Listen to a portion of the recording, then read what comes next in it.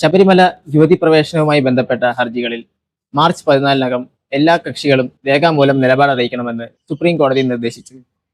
Chief justice Suryakant അധ്യക്ഷനായ ബെഞ്ചാണ് ഈ നിർദ്ദേശം നൽകിയത്.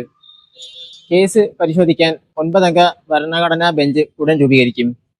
ഏപ്രിൽ 7-ന് തുടങ്ങുന്ന വിശദമായ വാദം ഏപ്രിൽ 22-ഓടെ പൂർത്തിയാകാനാണ് കോടതി ലക്ഷ്യമിടുന്നത്.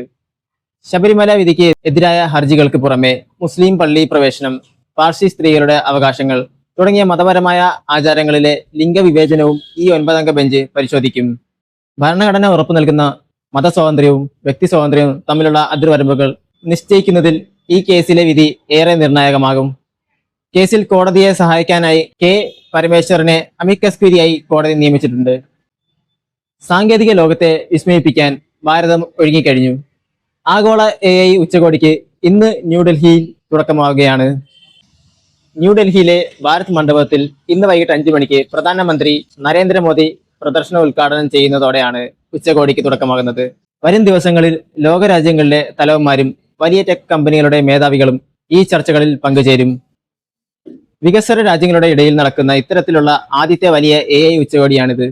5 ദിവസം നീണ്ടു നിൽക്കുന്ന പരിപാടിയിൽ 500-ലേറെ ചർച്ചകളാണ് നടക്കുന്നത്.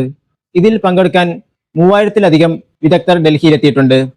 AI രംഗത്ത് ഇന്ത്യ നേടിയ കുതിപ്പും പുതിയ മാറ്റങ്ങളും ലോകത്തിന് മുന്നിൽ കാണിച്ചു കൊടുക്കുക എന്നതാണ് ഈ മഹാസംഗമത്തിന്റെ ലക്ഷ്യം.